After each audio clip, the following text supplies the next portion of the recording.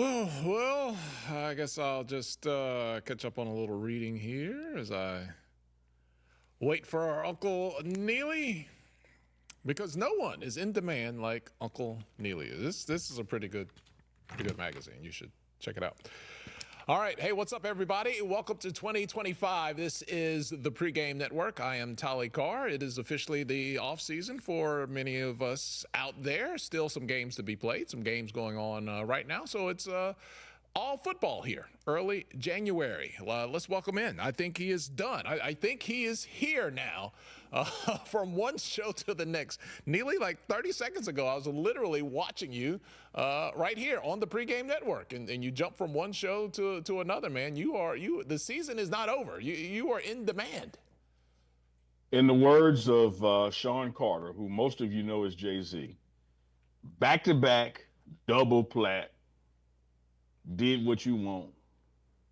Men lie, women lie, numbers don't. Let's do some numbers, Tolly. Come on, let's do some numbers. It is the first time Tolly and Neely together in 2025, but Yep. not the last for this year. Nope. It's just the Nope. first one. So, what better than the day after the first day than to look at my brother who is now clean shaven and got a cap on top of the fade? I, Actually, I need to shave. oh, it I looks pretty actually do. clean from this end. I mean, it's not Neely-esque. It is stubbly. I need a haircut. This thing has gone from flat top to muffin top. So we're just going to cover that up today. But we'll be looking good. We'll be looking good before you know it. Neely, all right. So the big game, the Alamo Bowl. I was all hyped to watch it on Saturday. It finally got here. Things did not go the way of Colorado. They ultimately lose that one 36-14. Some key elements there in that first half, man, where it kind of got away from it. Your overall thoughts on the experience in San Antonio and how the game played out. Thoroughly enjoyed the experience, man, and can't wait to see our returning players get back to a bowl game next year with that experience under their belt. One thing I've always heard from NFL guys is that you don't know what to expect from a Super Bowl until you've been there because it's a week long of activities and it totally throws off everything you're accustomed to doing. Not making any excuse there removed from this recent bowl game. Utah, BYU, I'm sorry, they're from Utah, from the state of Utah. BYU was prepared. They executed well. They dominated the trenches where the ball game actually came down to and making a difference in winning or losing. Exceptional game plan, exceptional execution. And you can tell that they were a team that has been there and done that. As the young folks are saying these days, it was BTA, belt to ass. There were moments in the first quarter and second quarter where mathematically had a bounce here gone our way, we could have maintained and stayed in the game or took a lead, such as the missed model field goal, which was created by uncharacteristic 23-yard sack given up by Shador that made it a 48-yard field goal. He misses that. You kick a punt off later and they run it back. That's a 10-point swing right there. Our special teams was not special at all. The offense was too stagnant at times, particularly early in the game. And the defense, which played strong, first, second, and most of the third quarter, just couldn't do any more than they were doing. So hats off to BYU. Looking forward to when they come to Folsom Field this fall for a quote unquote rematch. But the goal was to get to a bowl game, to get Miss Peggy to a bowl game, and that happened. What was the experience like for Miss Peggy? You got a chance to, and by the way, my mother's name is Peggy, so I'd love whenever we get to talk about Miss Peggy. What was her experience like, man, to be there and you're behind the scenes, you're connected, embedded. From your vantage point, how did she enjoy the week? You know, she truly is the program's biggest fan. Loves her some Coach Prime. Just lights up when he's around. Now you look at where they are from generationally and what that could mean in America, and for them to have the relationship that they have, just also shows the promise of America and what America can be. And so here's a literally a 100-year-old white lady dealing with a mid 50s-year-old black man all for the sake of brought together for by a football program. And I don't think she could have had a better time other than us winning the game because the day leading up to the game, her greeting fans at the hotel, I was doing a live show with my guys from DMVR, and I looked over the side of the balcony, and Miss Peggy was literally sitting at the bar with her friends, having the time of her life downstairs. So she enjoyed every minute of it, and I think it was just showing how great of an ambassador she is for CU football. But also, just as important, and not more important, as I just said, man, her relationship with Deion Sanders and what that means. Well, America could use some of that in the weeks to come, for sure. So hopefully that is contagious. Good job there on the DNVR show that preceded this, and great job by the fans. I noticed the super chat was popping.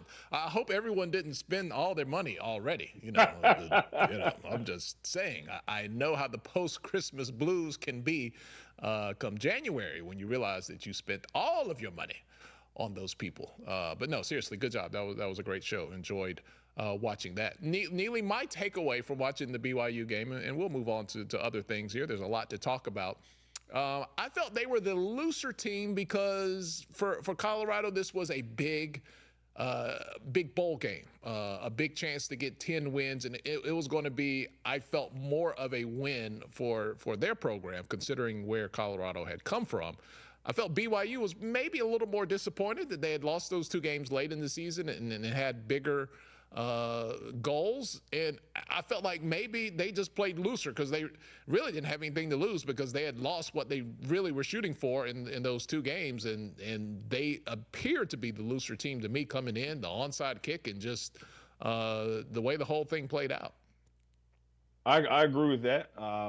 And like you said, we were trying to get to that 10th win. They already had it in their back pocket. Both of these programs were predicted, towards the bottom along with Arizona. You see, they're still out there in it, and for them to be in a bowl game together just shows what can happen in the football season. When preparation meets opportunity. I just think that Tolly, that along the lines, whereas we had some unique talent in positions and we're more talented at a position as it relates to a team overall, they also had some greater talent that we had in the trenches. The way they were able to do some things with their defensive line and get pressure on the quarterback. I do have to note that two of our starters were out. Philip Houston and Khalil Benson, both with injuries, didn't play in the game. Nevertheless, you go to war with what you got, and what they had that day in the trenches superseded what we had from their defensive line to our offensive line, which didn't allow our offense to get going. One of the things that you want to do is you want to keep Travis and Shador, on the bench. So you want to control the clock. They did that when they had the ball. And then you also want to keep them from connecting too much or too often. Travis was able to get one score in dynamic Travis fashion. But other than that, Colorado's offense was, just at a stalemate all day long. And BYU was just dominating their control of possession. I think they had maybe 10 first downs on third down compared to our 2. And when you do that, Tyler, you just can't win a football game. Shout out to our defense, who got a couple takeaways, one in the end zone, one on the 5-yard line. But it really could have been a blowout if not for the defense. Yeah, it was disappointing because we were anticipating, or one of the reasons why it was disappointing, we were anticipating such a big game from the wide receivers because you were having all those weapons and everybody had kind of peaked. Jimmy Horn was back off injury, but when you don't have time to get the ball down the field and you can't run the ball, it's hard to get those wide receivers going. I want to go back to what Peter said. Now, Peter, you have too many characters in your name, and I don't have my glasses, but it does start with Peter D. He says Ralphie wasn't even feeling being there. I knew it was going to be bad at that point. I thought it was just me, Neely. I said Ralphie was just kind of like, Dude, let me tell you something, man. I didn't get to see, as like most times, I don't get to see Ralphie's Run live.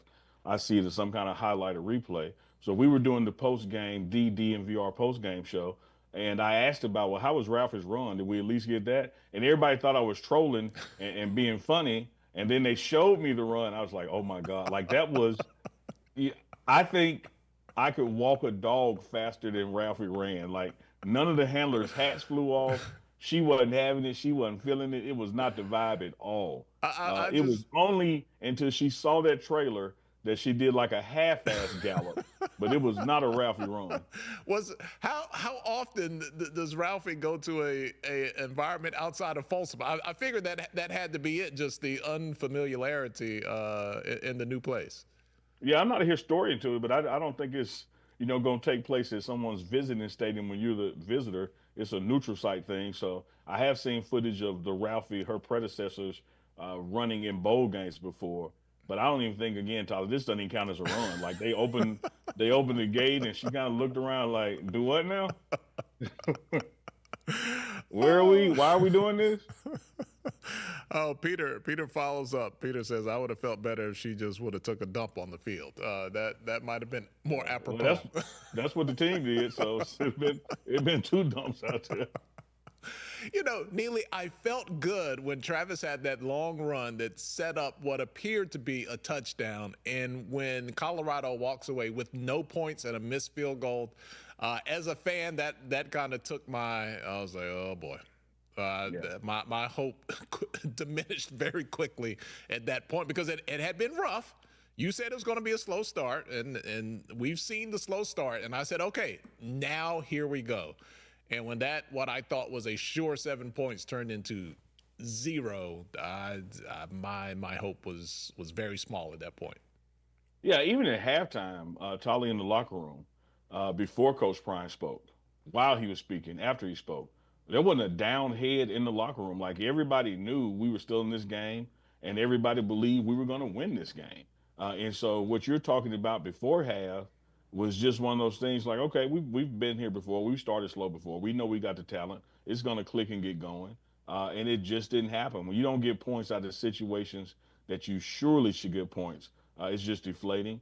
A couple of those interceptions, by Shedeur where the ball was tipped or a guy just makes a diving catch out of bounds, which is shout out to the athleticism and effort on BYU because it's not like those were typical, turnovers thrown. It was just, man, flat out their day. And even later in the game, when you saw BYU go for a 2-point conversion to try to change it from 33 to 35, that was a testament of even them recognizing, hey, all it takes is, Shedeur to Travis or Shedeur to Wester or Jimmy Horn, and they can score in less than 20 seconds of possession. So, let's make sure we stress the math of this game, but they have to score touchdowns. But to no avail, that wasn't even necessary because we just could not get going on offense. What did the Colorado faithful, what did the buzz of the Colorado Buffs bring to the city of San Antonio? And I don't know that you talked directly to people with the Alamo Bowl, but if you were to say the success and the happiness of the crowd and the excitement that came along with Colorado that weekend, and BYU, they were there too. Yeah, BYU was there, but we know it's the prime effect, and that's not me, throwing shade at BYU. Whenever you have a Deion Sanders-led team somewhere, that's the impact you're going to get. It was announced second largest crowd in Alamo Dome history. It was just over 64,000 in attendance, and it was also announced that 8 million, watched on TV. To which I took a step back and was like, damn, 8 million people saw us get our ass kicked like that. But 8 million people watching a bowl game that quote unquote doesn't matter. It's not one of the Sugar Bowls or Fiestas or Orange Bowls or the granddaddy of them all, the Rose Bowl. You're at the Alamo Bowl in San Antonio, Texas, and you get 8 million viewers watching this game. That just shows you the appetite for Colorado football and all things Deion Sanders when you can get right at 65,000 people in a building and 8 million people watching at home. Who plays there regularly? Is it UTSA? Is that? Yes, UT San Antonio. That's correct. Okay, that's what I figured. They're not on my must-watch list, but I was like, that has to be their home venue there in San Antonio. It is the Tolly and Neely show right here. It is the Pregame Network, January 2025. Neely, there's going to be a new sheriff in town. There's going to be a new QB1. What is the process like now that Shedeur Sanders is getting ready for the NFL draft? And, spring ball will be here before we know it. His voice won't be that dominant voice in the QB room anymore. There's no guarantee of who it will be. There's definitely two leading contenders as we stand right now. But that transition of power, if you will, is we are here in January, where there'll be another transition of power.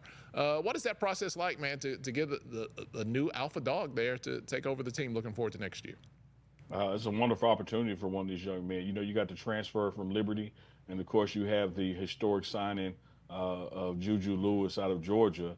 But no one is conceding anything. You know, neither one of them were brought here with the guaranteed keys to start this fall. It is something that's going to have to be competed for, something that's going to have to be earned, and neither one of them want it any other way. So that's what's going to be the interesting thing for me as I go into what will be my 6th football season with Coach Prime.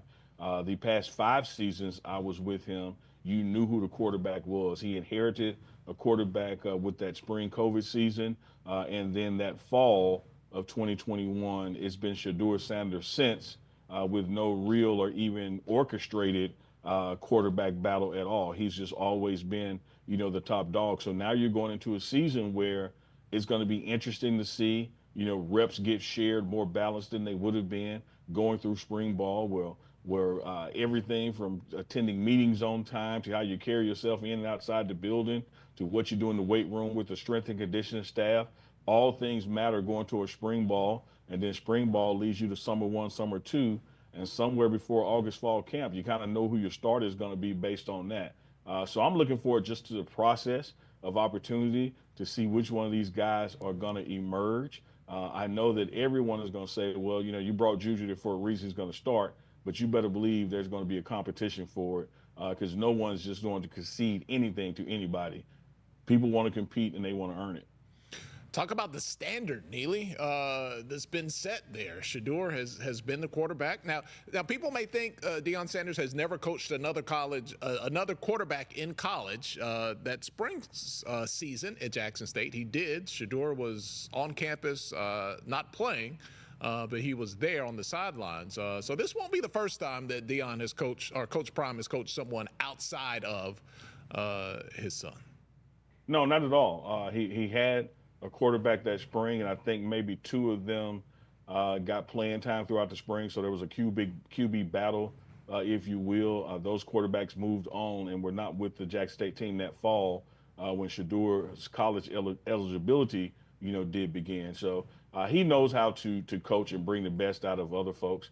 I've never seen him do that quote unquote pregame walk with a quarterback that wasn't his son, because he would tell you, you know, you walk one way as father and son, and then the other way as quarterback and coach. And so half of that walk won't be necessary going forward, because one thing for sure, whoever playing quarterback this fall will not be his biological child. But I'm looking forward to just, again, Tolly, that process to see how even the other coaches respond to a player that is not the head coach's son. Because I understand this. I can testify to this. It has never been daddy ball with Shedeur Sanders. Shedeur has been the starting quarterback because he has been the best on the team. But I would also have to recognize that even if it's subconscious, you know, when you are around Shedeur, you are cognizant of the fact, well, it is the head coach's son who's the starting quarterback. So maybe I should tailor the way I say this or the way I do that. Now all of that is going to completely change this fall. So I'm also interested to see, you know, how the new O-line coach or running back coaches or even coaches in the secondary, you know, manage whoever the quarterback is and their banter back and forth with them. Going to be interesting to see that part unfold because either way you have it, there's going to be a new sheriff. And I think the goal is for either one of those young men to not try to be Shedeur Sanders, but to be the best them that they can be. You know, that's an interesting point. I never thought about that some people might have, you know, pulled the proverbial punch a little bit, just not for sure how it might have landed. But that's a concern that they won't have. Now, if it was a concern, and big quote, air quotes around if. Yeah. Neely, my favorite part about the Alamo Bowl, or I think the most touching part, was the pregame interview with Coach Prime, and immediately asked about coaching his sons for the last time, and one of the few times, maybe the only time I can remember, Coach Prime really being at a loss for words, and it was a good thing because you could see and feel the emotion, and it was just very, very tough for him to articulate his feelings. And I don't think anyone who's a father or parent or heck, a human who loves another human being, just could not relate to that moment of the bevy of emotions he had to feel there in that final game. Yeah, I totally agree. And if you go to the pregame show Instagram account, you'll see a clip of where I talked to Coach Prime before the bowl game, and we touch on that, but we also touch on it beyond because here's what I told him: the bowl game is going to be where it all started. It's going to end in Texas like it started in Texas. But the reality is, with all-season training, with traveling to the Super Bowl together, with the combine coming up and pro day coming up, he's going to be around his sons a good bit this spring as well. So I asked him about May and June when it gets down to rookie mini camp and they start having to report to the teams that drafted them. That's when you're going to see that true month or two where he hasn't been directly involved in the coaching of them. And I think that's when it's really going to hit him that he's running a football organization that doesn't involve, his two of his children playing at it. And so I'm interested to see, the impact on Deion Sanders, the father, not necessarily Coach Prime, the coach, when we get to early summer, because that's going to be the window of time that they truly haven't been around him. Yeah, it's going to be something to watch for sure. Neely, you've been putting the tracker up at least on your personal social media throughout the last few weeks of the NFL season, and who has the odds-on favorite just based on their record at that number one pick. My Falcons almost falconed their way into something, man. We tried. like we figured out Kirk Cousins wasn't, he had about a 4-week window on him. Penix looks like he might be okay, but we tried it down here in ATL, Neely. Yeah, for so many weeks, the Las Vegas Raiders had it. For so many weeks, the New York Giants had it. And now going into this final week of NFL football, it's the Patriots that sit there. And I think any team outside of the top five, is not going to be able to get a Travis or Shador without some significant capital to trade up to get them, because they're surely going to be gone, in that top five. And the only reason you may not have, a Shador go one as expected is that, the Patriots would, number one, have their quarterback. And so now they would likely go with Travis. And in between those two, you got the Tennessee Titans as it stands, and the Cleveland Browns, then New York, and then Jacksonville rounding out that top five, if my memory is correct, as far as it currently stands. And so it's just going to be interesting. I tell people all the time, this is not something Coach Prime told me, or I'm not doing any breaking news. This is just my reading the tea leaves and lay of the lands. Of those top five teams, the only one I see a Coach Prime calling up a Roger Goodell to pass the message on would be the Cleveland Browns. Like, hey, tell the Browns don't pick Travis or Shador because we ain't coming. Other than that, it could be either of those. So I think we went into this thing weeks ago thinking it would be Shador at one and Travis at two or three. But with the Raiders not remembering how to lose, something they have been very good at, with the Giants forgetting how to lose, something they have been very good at, they have put the Patriots right now in the first pick, and with them having a quarterback already, you can see Travis go number one. And Travis has already said if he ever ended up with the Patriots that he would switch his number from 12 because he didn't want to wear the number of Tom Brady, who's the GOAT of that team. One thing, man, I was watching and it kind of struck me, the juke moves that Travis does during the game. Neely, these are college athletes. These are the best athletes in their age group that we have here in the country. Why is it that Travis looks like the older kid in the neighborhood that's juking out all the little kids? And I say that because it doesn't even look like it's full speed moves. It's like, all right, here I come, bam. I'm like, he looks head and shoulders athletically above the best that there is out there at this point in time for him to compete against. And your eyes are not fooling you. He looks that way because he is that way. On that play where he scored against BYU, there were at least four people that had Travis Hunter been normal would have made that tackle or at least stopped him from scoring.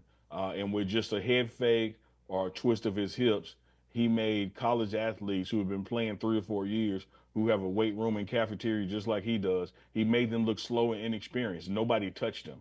And so he has that kind of speed, that kind of fast twitch motion, the ability to juke, as you say, to make people miss in space. And it is something that you really just can't teach. You either have it or you don't. And he's got mine, he's got yours, he's got a million other people that God has poured into him to give him that ability to make other people look slow and inefficient because he's so damn fast.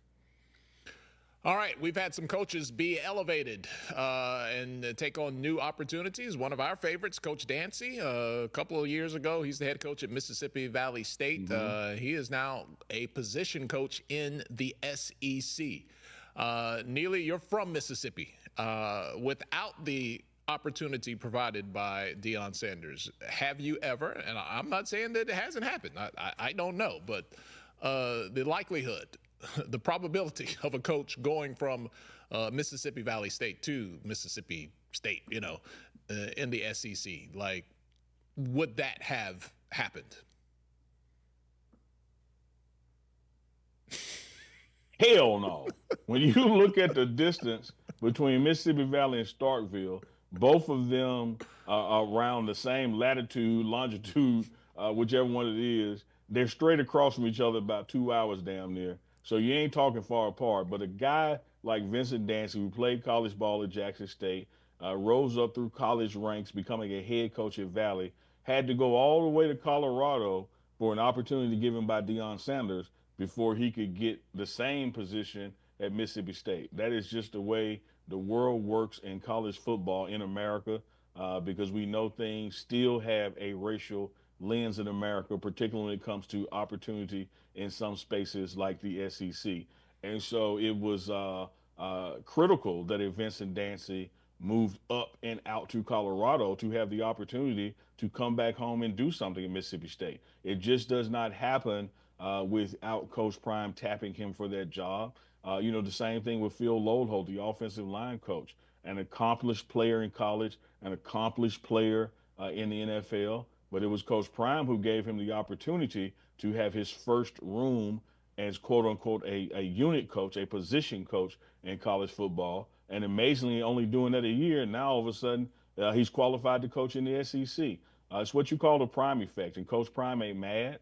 He wants people to get their opportunities and their shine on, because he will tell you, as it related to himself at Jackson State or just the coaching industry in general, you are either elevated or terminated. There are no other ways to get out of this game. You're either going to move up or you get moved out. And whereas from a position standpoint, Dancy and Lodeholt doing a lateral move because they're coaching outside linebackers, edge rushers, offensive line, respectively, the same jobs they had at Colorado. As it stands, the SEC, is still that tip of the spear, if you will, for college football. So moving to that conference is a big feather in their resume. All right, couple of things. Coach Dancy did not, correct me if I'm wrong, he did not double his IQ while he was at Colorado. Now I'm sure he got better. We all get better, but he was talented. There was talent that was there at Mississippi Valley State. It just the way our world works right now. It benefited him to go to Colorado. But our point is, there are coaches that maybe you don't know. They might be at an HBCU. They might be at a Division II school. Might be at an FCS school. These guys know how to coach too, right, Neely? Absolutely. Coach Prime was saying that when he was at Jackson State and facing opponents like Dawson Odoms. He would say, man, that brother there can coach. He needs to get an opportunity, to move up. He knows what he's doing. He has a talent, that could be at the next level all the way up to the NFL. But it has just been a space where historically, just like the players find it hard to get drafted from HBCU spaces, the coaches find it just as difficult to move up. So sometimes you have to move out and show people what you really can do. And now all of a sudden you have a value that they didn't see before. And I've said the same thing about a Shador and Travis out in Colorado when they were making outstanding play and everybody's talking about it was a miracle. And I said, well, my definition of a miracle is something that you didn't think could happen, only happened once. I've seen them do that. They were doing that at Jackson State. So it's not a miracle to us, it's normal, but it only becomes valid when other people see it. And then it becomes, something to celebrate. You have that same thing with coaches in their resumes. Vincent Dancy is a very credible coach. no doubt in my mind, will be a defensive coordinator at the college football level. And can even be a head coach one day. Same thing with the Phil Lodeholt. But it took the Prime effect and Coach Prime giving them that opportunity for the world to see what he saw when Vincent Dancy was at Valley State. Now, Neely, there's nothing to read into this, right? Coaches move; they get opportunities. I'm sure they get more money. Like the goal is to survive, advance, take care of your family. So it is the nature of coaching. I think there's so much emphasis on trying to find the crack in the armor of Deion Sanders. There's talk of, if somebody moves, there must be something wrong. There's nothing there to read into, right? Absolutely not. If they didn't go to the same school, you wouldn't even be considering that. And even that is just providence. Coach Phil Lodeholt has a long-standing relationship with the head coach. They've been together other places. And when this opportunity came up for Dancy, I mean, he's from Mississippi. Who don't want to do what they do and be able to do it from home? That's a beautiful goal to have in life. It's like Rich Press, who left in recruiting to go back to Tallahassee, working at Florida State. There was no chink in the armor in what Colorado was doing recruiting wise. It was a chance for an opportunity for a guy to go home. And I do think that Coach Prime is right. You either elevate or get terminated. And I think that there are going to be some more staff changes. These two were changes that the coaches want to do. Next is going to be up in some changes that Coach Prime wants to make. Because keep in mind, Tyler, you covered this extensively with HBCU Game Day. When Deion Sanders was head coach at Jackson State, back-to-back undefeated in conference seasons, ending with conference championships, and he still made significant staff changes each year because we weren't dominant enough. Now, if undefeated in championships led to staff changes, what do you think 9-4 is going to lead to? Yeah, so you might want to get going before you get going. Nothing personal on either side. Neely, I would think that there would be no shortage of coaches seeing, what has happened, the improvement in the program.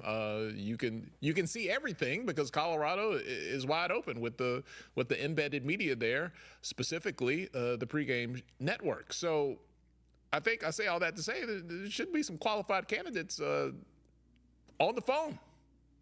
Yeah, I'm gonna not only put my money on Deion Sanders, I'm gonna push the chips, all of them, to the middle of the table and announce all in. And I tell you, because Tolly, what you've heard me say time and time again before, the best indicator of future performance is past performance. And every time Coach Prime has made a staff change, or every time a coach moved out and moved up on their own from him, the next coach was better, even though you weren't out there looking for better. I look at Nick Williams, who coached the DNs last year and moved on to Syracuse. He got replaced by Vincent Dancy, and Dancy was able to do more than Nick Williams did, and there's no slight to Nick Williams. And I totally believe that without knowing a name right now, the next coach of the end rushers is going to do a better job than Dancy did because it's going to mean opportunity for somebody. And as these bowl games end and these coaching staffs on that level make changes, and as the NFL seasons end, you're going to have coaches from there express interest as well. Coach Prime's phone has been ringing and it will continue to ring. He will be able to find not only replacements for the two that have left, he's going to be able to find more experience and more impactful coaches as well. I know that because that is what has always happened. How would you sum up the first season, Warren Sapp as a coach in Colorado? Unbelievable success. No one could have predicted success at this level. His ability to connect with today's players, and I mean by that not only his teaching style, but to be able to have the attention of the players, for them to know this is Warren Sapp talking to me, I need to listen. So connectivity is off the charts. Able to take them from point A to point B is off the charts. You would have thought there would be some learning curves. You would have thought there would be like what I used to talk to Coach Prime about at Jackson State. You can't expect you from other people. You're a Hall of Famer. Same thing with Warren Sapp. Has never expected himself from others. Wants to take people from where they are to a level of play that they couldn't have reached without him. On a scale of 1 to 10, I'm rating Coach Warren Sapp's first year at Colorado as a 15. I don't think it could have gone any better. And I'm looking forward to now him having a full, calendar year and off season with not only returning players but new players as well, because he's got some people that he can continue to uplift, and he's got some new guys coming in with some rough edges he's going to be able to smooth out. I think you're just beginning to see the impact of Warren Sapp in coaching as it relates to college football. Now, look, I'm not going to sit here and say that college coaching is easy and anyone can do it, but have we not given enough credit to former NFL players who played at a high level and their ability to get in here and coach at the highest levels without having to go through the traditional, bottom to the top steps that maybe some other former players or aspiring coaches have to do? I say that because Deion Sanders has had success. He jumped right in at Jackson State. We've seen Eddie George get things going in a couple of years. Recently, over in the MEAC, we're talking FCS football, but Michael Vick and Deshaun Jackson just got head coaching jobs. Now, we'll have to see how it turns out, but you just talked about the efforts of Warren Sapp this year. Should we be giving these guys a little more credit that they can get in here and really change this college game around? Man, if we can't turn up the credit, can we at least, turn down the hate? I don't understand why we're fighting against it, why we're fighting against brothers who want to come back and give to younger brothers. And I don't care if you're the HBCU or PWI, the majority of this team is brothers. And so here you have these black coaches retired from the NFL who want to make an impact at the college level, and we treat them like, well, if you didn't come up through the coaching ranks, you haven't proven you can coach, and so I don't want anything to do with you, or I hate on it or block it or speak against it. And time again, it just proves that they know what they're doing, that they can coach, and they can change lives, and they can change directions of programs. And it is because they have been in the room. They have been there and done that. They may not have been a coach with the Eagles or a coach with the Falcons, but they were around great coaching and great well-run organizations, and you better believe they learned something. You just think about Coach Prime now. Whether it is the 49ers and the ownership grouped in, Jerry Jones, the Steinbrenners with the Yankees. Think about the businessmen of organizational football that he's been around. And if you can't believe that he didn't learn, how to select coaches and how to put staff in the right positions when he's been exposed to it all of his professional and even broadcasting career. Same thing with a Deshaun Jackson or Eddie George or Michael Vick. Not only do they have what it takes to be successful, they got a damn phone that has names in it, and they can call those people for help and assistance, something that a lot of people who've been coaching 10 or 15 years don't have. I think we need to stop fighting it and quote unquote ride this wave and promote it because it's only creating more and more opportunity and success for our people.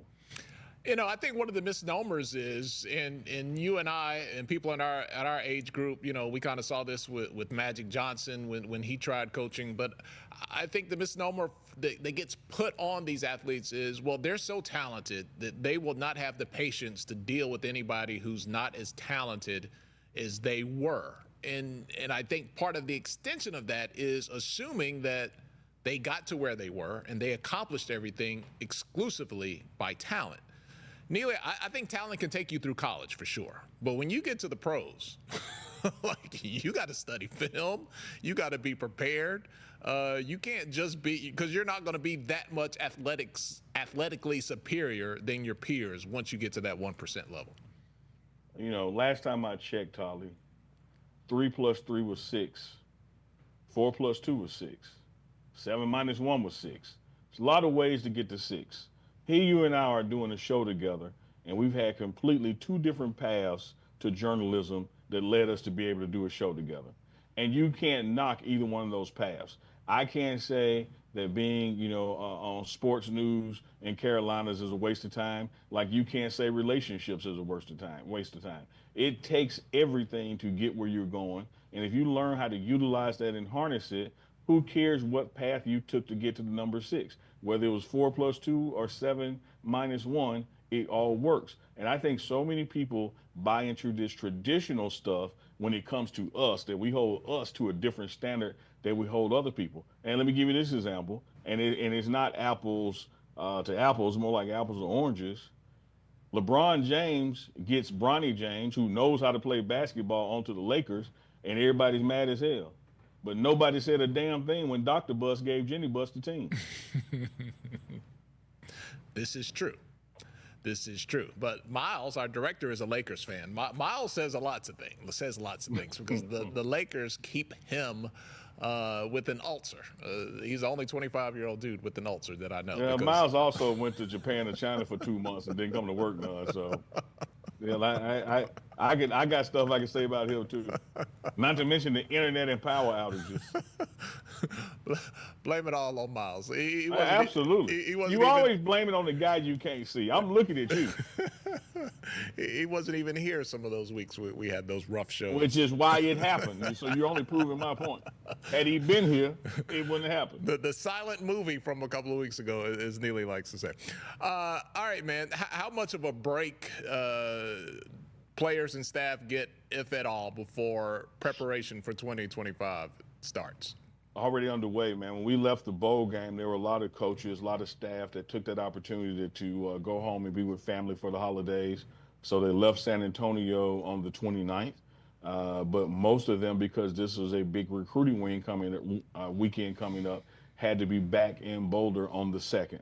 So however many days you got between the 29th in San Antonio and being back in Boulder on the 2nd, that's how much you get off in college football. And no one's crying or complaining. Because if you keep winning, you're going to play all the way to late January. College football is a year-round sport now when it comes to the season, when it comes to off-season conditioning, when it comes to the portals opening and closing, when it comes to signing day and recruitment. There is literally no time off. The only time you're going to get time off is when you suck and your last game is Thanksgiving, and then maybe you're off from Thanksgiving, to say 1st of February. But when you have a successful program, ain't no off days, Tolly. All right, 2025 is here. Now, you guys, if you're new to this, let me give you a quick explainer. Neely is my brother. I am Neely's brother, and we love each other, and we show that love by picking on each other. So let me fire the first joke of the new year because it just came to me. Can we see Neely full screen? All right, tell me in the comments. Does Neely look like the Hamburglar?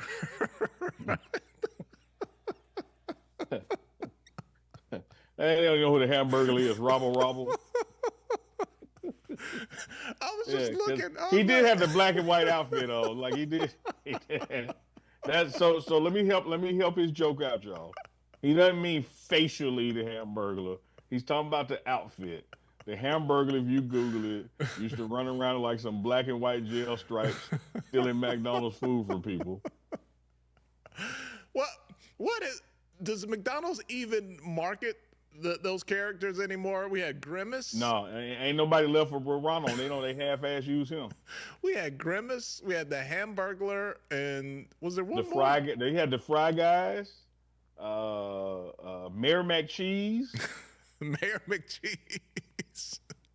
Yes. Oh man, Happy Meals. No, let me date both of us in McDonald's if we want to go down the road tripping. Man, I remember McDonald's had ashtrays on the table. Yes. They were little tin. You could ball them up. They were like aluminum foil ashtrays with that M in the middle of them. Yes. It is a wonder any of us are still alive, Neely. Secondhand smoke as a kid was just in your face. Like, people smoked on the airplane. They smoked at McDonald's. They smoked in the station wagon with the windows rolled up. We didn't have car seats. Neely, we could be just sitting in the floorboard of the car as children. Well, what about the back of the pickup truck sitting on the edge of it? Not understanding centrifugal force and momentum. I was thinking the other day, this car came by my house and the dog had on a seatbelt. I was like, wow, I've never seen that before. I said, you said this was by your house? Yeah. No, you live by white folks. Yeah, I ain't gonna say you live in a gated community, but you definitely got white neighbors. Cause it ain't a black person out there that put their dog. We barely take our dogs to the vet when they get sick. Yeah, I know we ain't put them in no seatbelt. Well, this was a special harness. I do have white neighbors. Special harness attached to the. I have black neighbors too, and they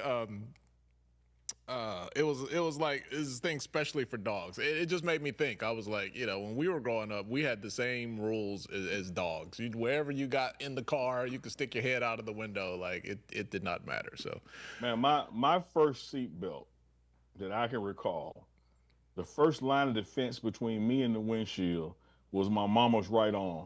Because right before she would slam on brakes, she would stick it over there, cross your chest, and hold you back. That's our seatbelts. oh God, my kids obviously think I'm old as dirt, and what's now called what is it called in the car, the power adapter. And I'm sure you still, I still call it the cigarette lighter. I'm like, yeah, just stick Oh that in yeah, the yeah, yeah, cigarette yeah, lighter. And they're like, yeah. what? What are you talking about? I'm like, yeah, that thing where you now plug in the thing to connect to your phone used to be a thing where you would light your cigarettes, and had all those the circles that The would coils go, in yeah, the there, yeah. coils, yeah. But one of the And many and things. and in the armrest where you close the door, or the one that you let down, was the ashtray. Yep. Pop up that little thing. Yep, absolutely. Definitely a different world. A different world for sure. I could say something very corny like, oh boy, this 2025 schedule is smoking, but I'll pass on that. But I was looking at it, Neely. Home coming up in 2025. You got the two Arizonas, BYU, Iowa State, Georgia Tech, Delaware, Wyoming. Since we're always moving forward, what are you looking forward to on the home slate? What excites you for 2025? There's nothing like a season opener. And if you look at kind of the joint known schedules out there, although it has not been announced, it looks like Georgia Tech will be, that Labor Day weekend, whether that's moved to Thursday night or a Friday game. It's going to be that truly week one game, not week zero, as far as the joint calendars are concerned. Then you're probably going to deal with the Wyomings somewhere in there as well before you hit into the conference schedule. One of the things I do love about the Big 12 in its lack of having divisions, you do have two built-in bye weeks. So hopefully those bye weeks, can fall at advantageous spots where, it's 3 or 4 games on either side of them. So you can rest up and heal up some folks. But just looking forward to this process again. One thing that we're not going back to is not only 1-11. We ain't going back to 4-8. This is a program being built, to win 8-9 games and up, which that means a bowl game every year. And then, the goal is to make it to the Big 12 championship and win the Big 12 championship. So with that in mind, when you see any conference game down there, whether it's BYU and the two Arizonas coming, whether it's us traveling all the way to West Virginia or down to TCU and Houston on the road, all of those conference games matters because we learned this year 9 wins is not good enough. We got to get 10 or more to be in that game and win that game to go to the CFP. In the 2023 season, there was a whole lot of games that got away. The one that got away. Not so many in 2024, but was there one during the season that, man, woulda, shoulda, coulda had that one? Yeah, Kansas State. Yeah, Kansas State. That loss there is one of those ones that still haunts you because from the woulda, coulda, shoulda moments, you should have got it done and you could have got it done and you almost got it done if not for this one or two things. When you look at losses like a Nebraska, or you look at losses like Kansas, or you look at losses like even BYU, those losses have an impact as well because it truly shows you where you're deficient at and what you need to do to get better. But those Kansas State losses, those are the ones where like, man, we didn't lose the game. Like we gave the game away. We lost the game. We were leading with a few minutes left. And so those are the ones that ride you. But from every loss, you got to take a lesson.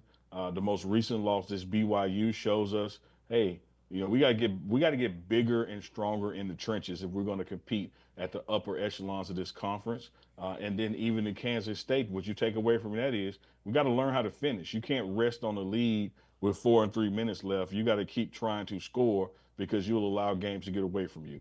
But I'm going to go with this year that Kansas State lost. Much like last year's that Stanford loss, that it rode with you the entire offseason. Well, talking about the one that got away, Shawnee O'Neal. Neely, I saw you and the former wife of Shaquille O'Neal on the sidelines, and there's this one photo where, man, that hand, her hand on your forearm, and that soft touch. It was a vibe, Neely. Hey, I felt it. There was a spark there. But Pastor Keon, that's my boy. They happily married. I didn't slide her the number. She didn't ask for it either, but I didn't slide it to her. No, it was certainly a pleasure interviewing her to talk about what she's been up to. And I told her I cannot watch TV and not see her name in the credits.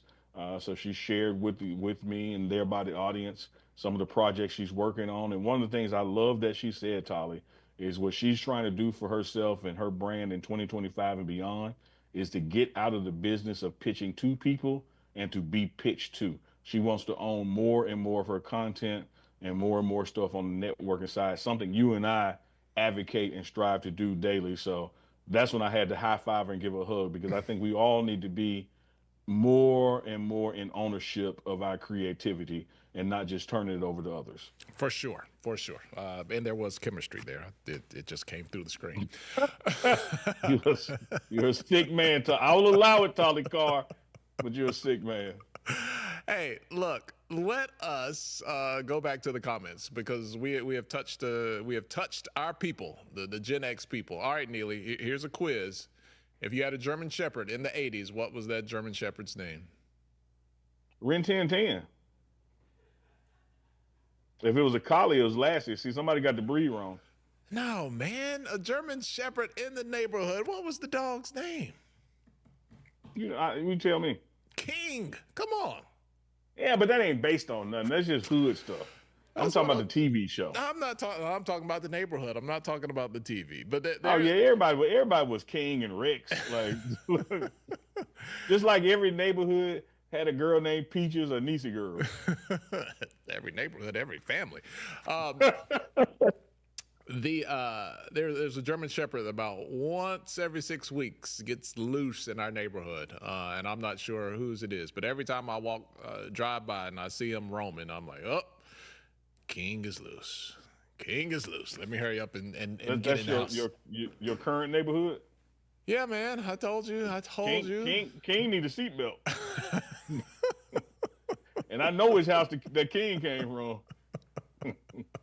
White folks' dogs don't get out. But they don't want to get out. They got it made too good. Our dogs, the first opportunity to double open, they go look for a better life somewhere because they know odds are it could be better somewhere else.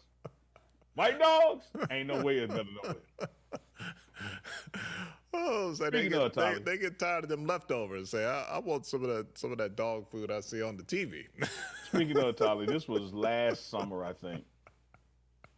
I'm gonna dig up the video and send it to you. I was on the phone with Coach Prime. He was at his ranch, Country Prime, and he sounded kind of flustered. And it's because he was looking for his dog. Now, this dog could be anywhere on all these acres, like this. So, he had just about gave up. It's like, man, the dog gonna know his way home. He'll get here. Well, he hit me later. The dog came home, and he recorded a video with the dog. And the dog, just panting, happy, been out on a field trip for a day. And he's like, man, I got you a $500 bed. I get your food from the vet. You sleep nowhere like no other dog in America. This how you do me? You run off? The way I treat you? Now, if I had you at Fort Myers, you know how bad it was. For real. So, yeah. You would understand. Sometimes black dogs, even when they got it made, they still go looking for better. They still want to do it. All right, man. What do these guys? How many NFL prospects on this roster? Woo! Jimmy Horn just got officially invited to the NFL Combine. I'm expecting that to reach double digits. We'll probably have 10 guys plus invited to the NFL Combine. And we'll see which ones do accept the invite or which ones do which workouts or they don't. I was expecting Colorado's Pro Day is going to be much like one of those Alabama or Georgia's pro days in the past years, where every team has representation there, not just scouts but player personnel and even all the way up to general managers, because we have a long list of people.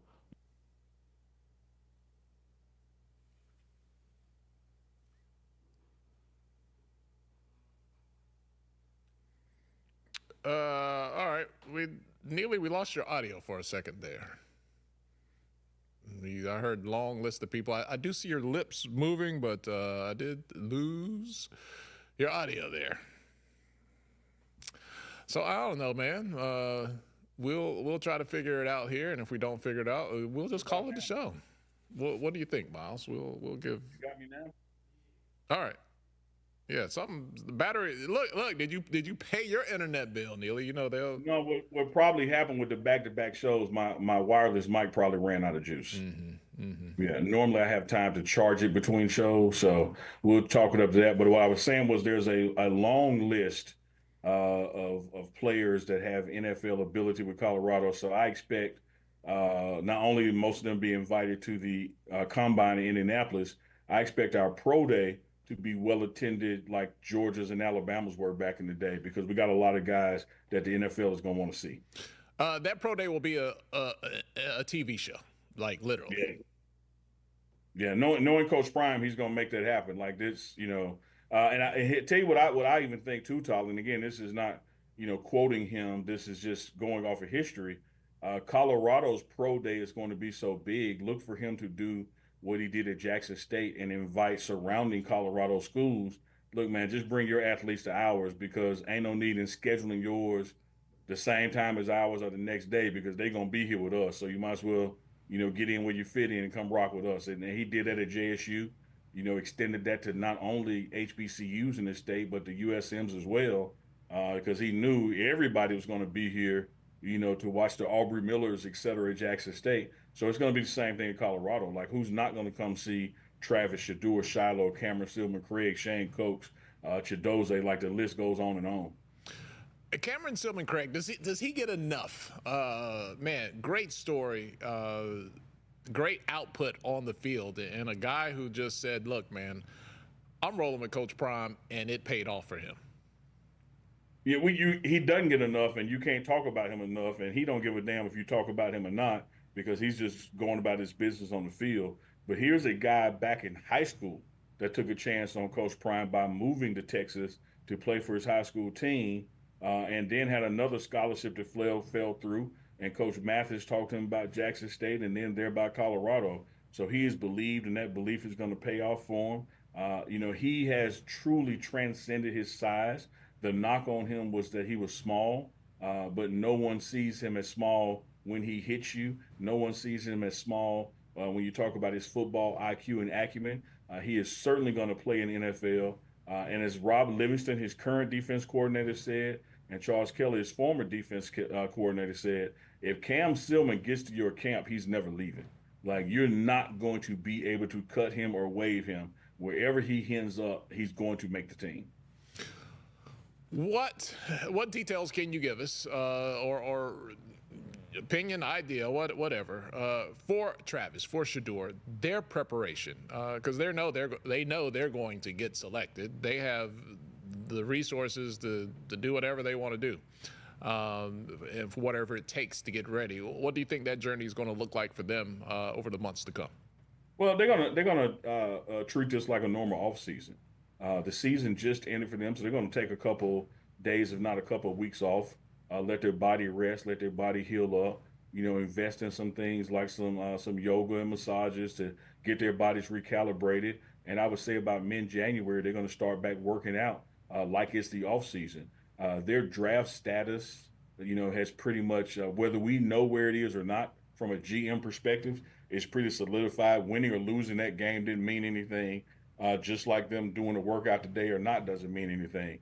But they're going to get their bodies back in tune for football, because it'll be here before you know it. It'll be May before you know it, and it's time to go to rookie mini camps and that kind of thing, and June for the mandatory mini camps. So they know they got to be prepared for where they're going to end up and having their bodies in shape for that. So I would look for both of them, January, February, March, to get stronger, to get faster, to get leaner, and be ready to put their best shows on for the combine and or pro day.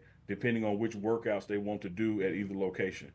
That's interesting. You said get leaner. I was going to ask, do they need to put on any more weight? Is there preparation that you have to have physically just for the increased size and talent and speed that you're going to face? Or is today's NFL more about, flexibility, being lean, speed? All of that, and then some. Of course, for Travis, for the foreseeable future, his will always be get heavier to put on some muscle mass because of the quote unquote knock on his slim build.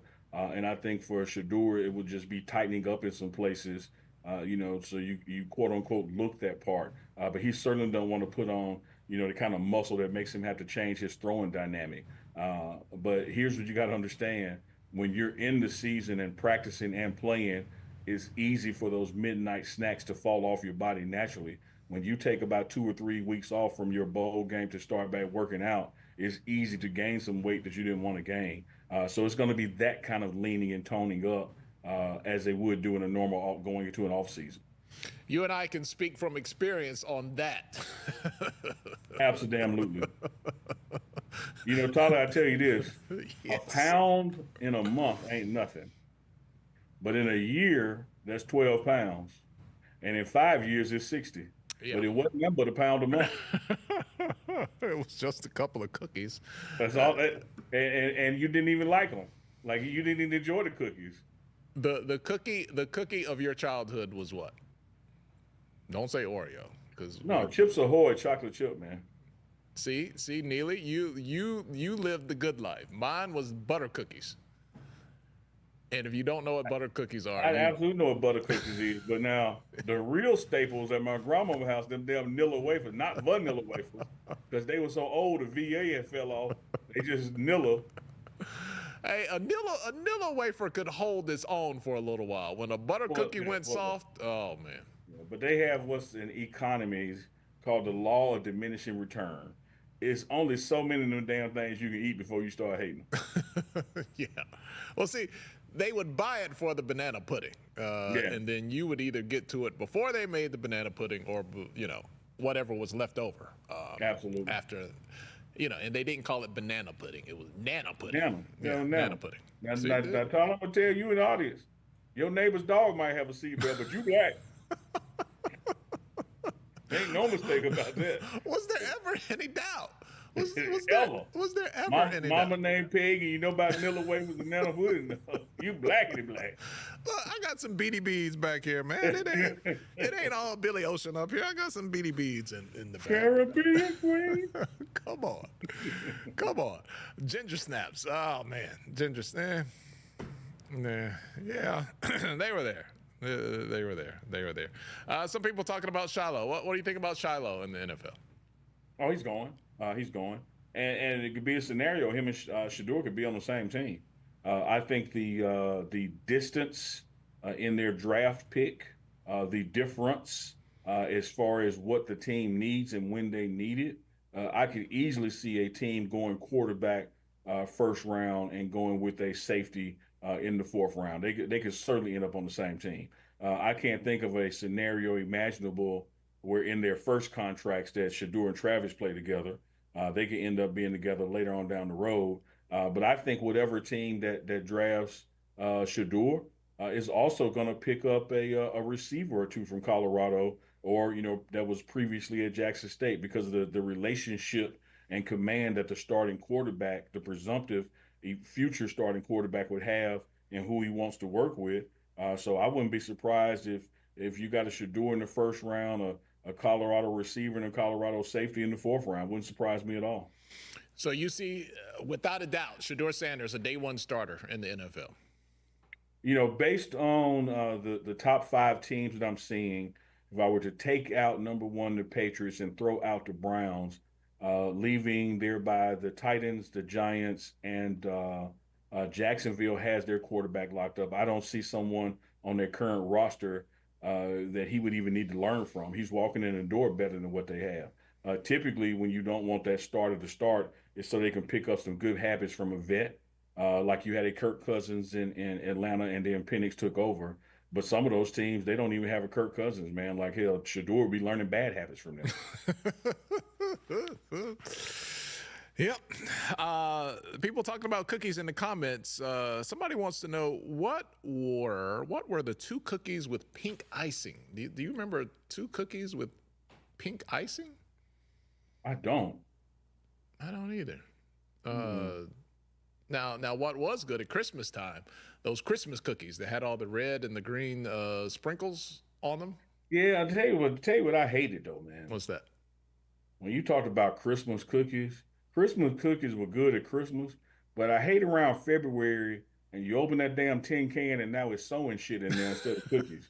Like that should be against the law. Like you got to keep cookies in the cookie tin. You can't be putting screwdrivers and remote control batteries in there. Because when your fat nephew come over and open it up, he really gets real disappointed when cookies ain't in the cookie thing no more.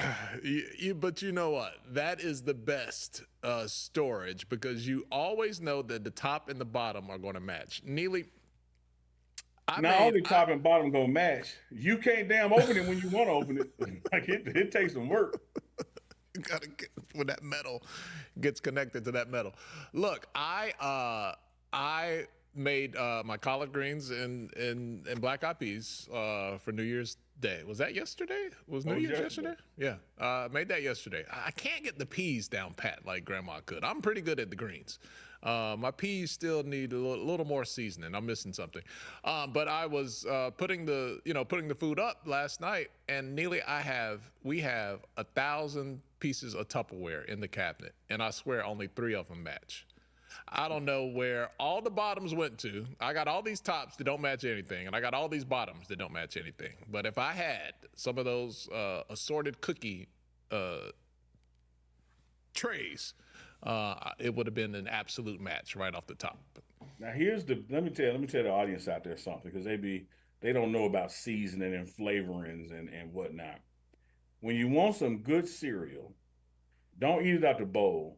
Eat it out the Tupperware that spaghetti done stain, and it won't get clean no more. That's the one you want to eat your cereal out of. Yeah, that when that thing turns orange, it ain't coming back out. It ain't coming out. I don't know what it is about that sauce or what it is about that plastic, but it is permanente. And I wonder what they're doing to our insides. I would have to wonder because it's definitely tearing that Tupperware up. Well, man, it's been one. We've been on for about an hour. Speaking of food, I think I need to go home and feed the family. Neely, what are your immediate plans here? How much R&R do you get? I see you're back in the Jackson, Mississippi studio. Yeah. What's your life like the next couple of weeks? Man, we back here in Jackson. I will be back here until around about the 10th. Like I said, around about the 10th or the 11th, because looking at my schedule, I think we got a team meeting on the 12th. So I will go back in time for that and hopefully not a minute sooner. Spent yesterday with moms, eating black-eyed peas and cabbage and some catfish fried hard. So that's how we brought the new year in, spending time with the grandson and the kids. So I will be here another 10 days or so. So we got a couple of more Tolly and Neely shows from Jackson before I head back, but got to go back for that first team meeting. What does your mom put in her peas? Let me see if I can pick up on some game here. I don't know what she put in them, but I put them in my mouth. Like I ain't good. I wasn't checking for ingredients. Well, what did you taste? I put smoked turkey neck in mine, and I threw a piece of bacon in there. I let them soak overnight. Then I'm willing to say there was some little bacon in there or something because I remember a seasoned meaty flavor. But yeah. Man, I trust Mama. I ain't got to ask Mama what's in this. Just get here and get out of the way. I think I make too many. I think my peas are overpowering the amount of seasoned meat that I put in. But I got the greens down pat. I can do the greens. Still working on my peas. You don't want to get your black-eyed peas recipe from your neighbors. I'll just say that. If you want your seasoning to be right, you might not want to go up and down your street trying to get no black-eyed pea recipe. Some of my neighbors might put raisins in the peas. Some of them, not all of them. If they put a seatbelt on the dog, I know they do.